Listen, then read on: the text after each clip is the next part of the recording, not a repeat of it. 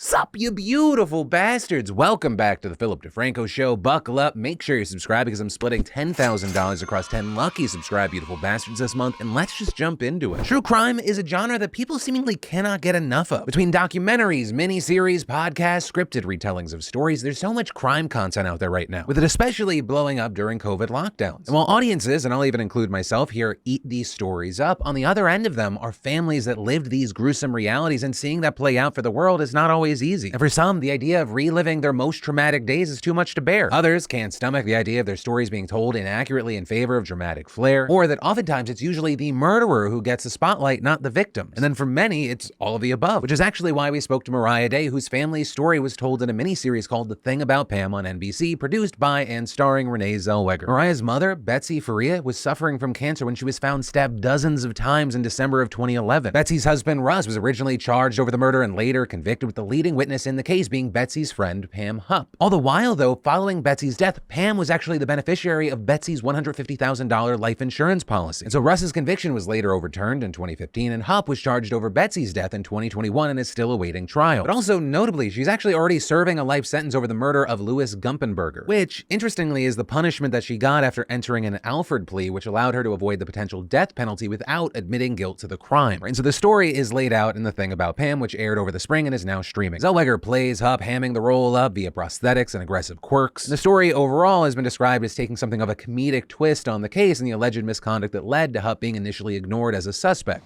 Hi. Sorry, I am such a sweaty Betty. Came straight from Zumba. You do Zumba? I do Zumba. Tuesday, Thursday. I'm Wednesday, Friday.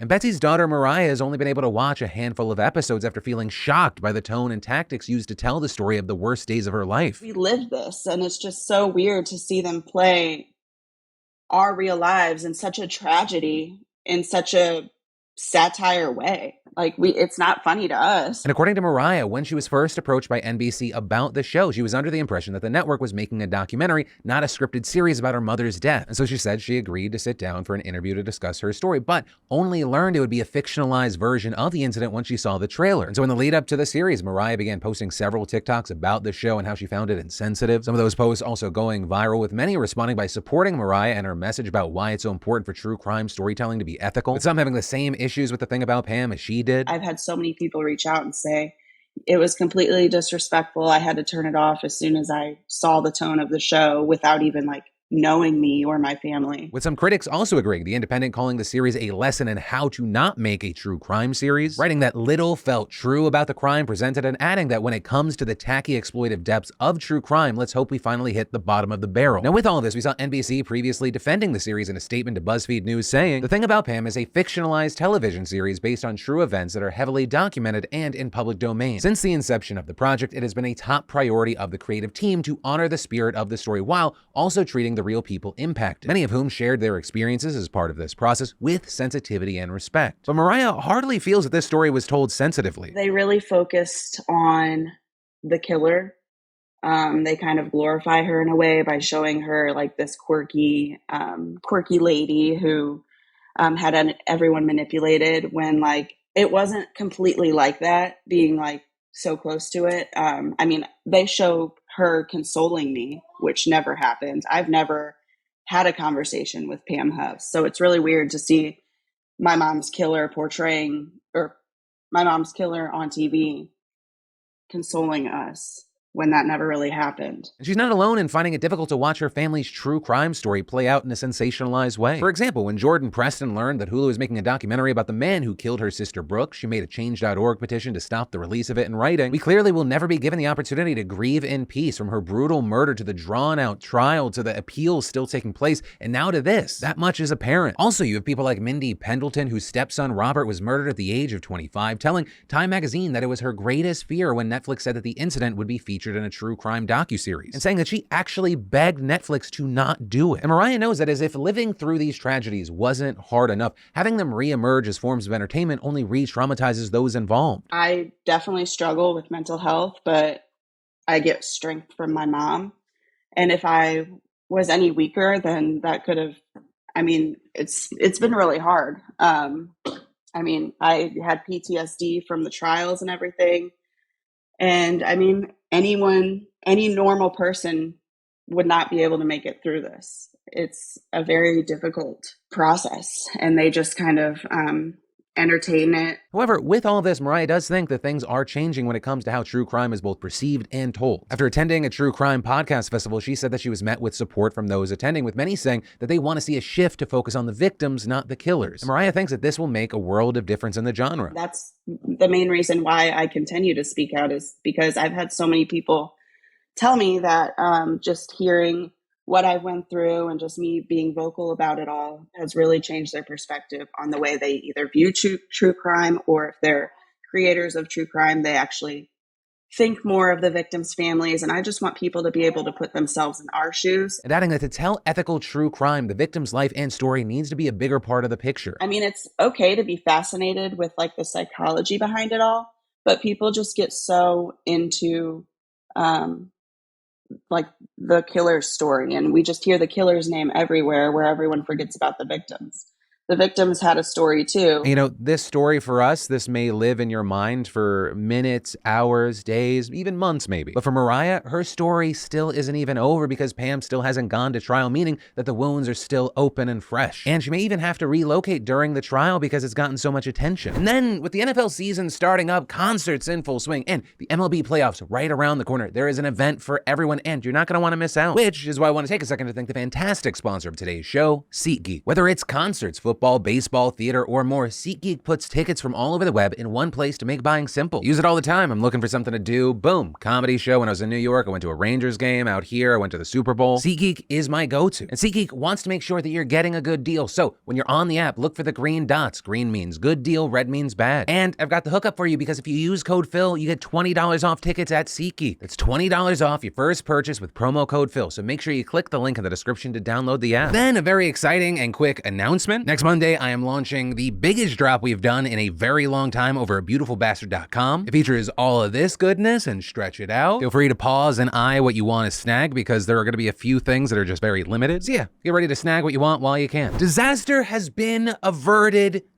Possibly, probably. So most of us probably haven't been aware until recently that for the past 2 years, there's been a labor contract struggle happening between 6 of the largest freight carriers and 12 railroad workers' unions. And last July, Biden appointed an emergency board to mediate this dispute, and since then, its recommendations have produced tentative agreements with 9 of the unions, with the 10th striking down a tentative agreement on Monday, throwing it back into negotiations. And so leaving 2 unions representing almost 60,000 conductors and engineers without a deal. And their demands concern typical issues like pay and working conditions, but also it primarily centered around a points-based attendance policy adopted by some railroads earlier this year. A policy that penalized workers for missing work and even firing them for taking off to see the doctor or attending family emergencies, with workers saying that they can be on call for 14 consecutive days without a break, and that they don't get any sick days at all, paid or unpaid. With the president of one union saying, "The average American would not know that we get fired for going to the doctor. This one thing has our members most enraged. We have guys who were punished for taking time off for a heart attack and COVID. It's inhumane." But also, even before the points-based system, they were on call pretty much constantly, and if you got called in, you had to show up within 90 minutes to 2 hours. So with all of this, we saw the unions threaten to strike, with a deadline to reach a deal being midnight tonight. And if that were to happen, I don't think the word catastrophic is too heavy. It would be the first time the United States has seen a railroad strike in 3 decades. It would shut down nearly a third of the US's freight, according to industry players, and costing an estimated $2 billion per day. But also beneath those numbers are a bunch of more specific impacts that are incredibly ugly. Where you had Amtrak announcing the suspension of all long-distance trains and some state-supported trains starting Thursday. This, even though none of its workers are threatening to strike, because it still uses track that's owned, maintained, and dispatched by Freight Railroad. Plus, freight tracks also serve commuter lines between major cities and suburbs, so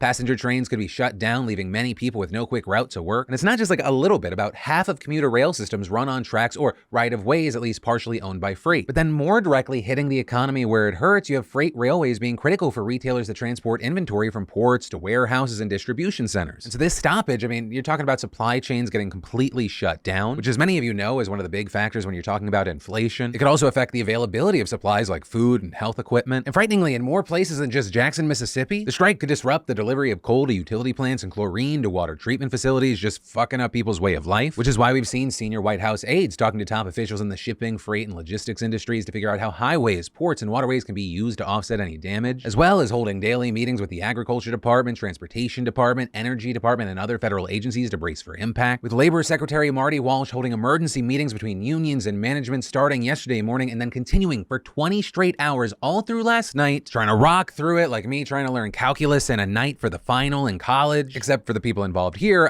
it's not an F that you're risking, it's more America's economy on the line, which appears to have resulted in the first bit of good news with this story. Biden announced that the two sides finally reached a tentative agreement, effectively diffusing the crisis, or at the very least postponing it, because the key word here is tentative. An official deal has to be ratified in the coming weeks. That'll require union members to vote for it, and until then, they have agreed to not strike. But we have to wait to see if they approve what their leadership presents to them. And as far as some of the specifics in this agreement, there's a 24% increase in wages for the 5 years from 2020 to 2024, as well as an immediate payout of some $11,000 on average dollars when it's ratified. New contracts also include one additional paid day off and the ability to attend medical appointments without penalty, which is insane to think that they even have to fight for that. Plus, the agreement will freeze workers' monthly healthcare contributions, ensuring that those costs will not increase during the next round of contract negotiations. And even with all this, there are more details coming, but this is a huge deal for pretty much everyone. For the country, for the workers involved here, but also I think it's important to remember like how integral the hard labor of so many unrecognized Americans is for all of our lives to just function on a basic level. Chief Florida man Ron DeSantis back in the news. That's because the governor of Florida decided to ship a group of 50 or so illegal migrants from his state to Martha's Vineyard. And in a statement, his office said, Florida can confirm the 2 planes with illegal immigrants that arrived in Martha's Vineyard today were part of the state's relocation program to transport illegal immigrants to sanctuary destinations. And adding that I believe that states such as Massachusetts, New York, and California were better equipped to handle migrants. And so here we saw this small city quickly scrambling to take care of the new arrivals, with local officials tweeting out, due to an unexpected urgent humanitarian situation, emergency services are opening emergency shelters tonight on Martha's Vineyard. If you're willing and able to volunteer in a clinical or non-clinical role, contact Duke's office. And with that, we saw a number of conservatives bashing the city, claiming that it doesn't really stand by its liberal views on immigration. You know, this isn't really an isolated incident. This is actually just one of a series of stunts we've seen pulled by Republican governors. Right, we've seen Texas Governor Greg Abbott shipping people off to New York, as well as shipping out 101 migrants, mostly from Venezuela, to DC today, dropping them off in front of one of the vice president's residences. And for Republicans, these stunts appear to be meant to show that it's easy for liberal states to block border measures on high-minded ideals when they often aren't the ones who actually have to deal with illegal immigration. But also, going back to Martha's Vineyard, the characterization that the city freaked out about the surprise influx of people does appear to be a little off. Instead, it seems to have actually taken the situation in stride and received a lot of praise for coming together to help the migrants rather than be put off by them. And also, you know, the overall criticism that liberal cities are hypocritical for declaring a state of emergency, that appears to be somewhat disingenuous because it often unlocks funds to quickly set up responses. And regarding the mockery of calling this a humanitarian crisis, we're talking about a group of people that were forced onto a plane or a bus and shipped across the country without knowing where they were going and being treated as pawns. And even when, you know, you have people being transported voluntarily, such as when Abbott does it, it's reported that Republican officials often refuse to work with local officials to make the transfer as smooth as possible. But then, once again, so we don't get confused, when it came to DeSantis,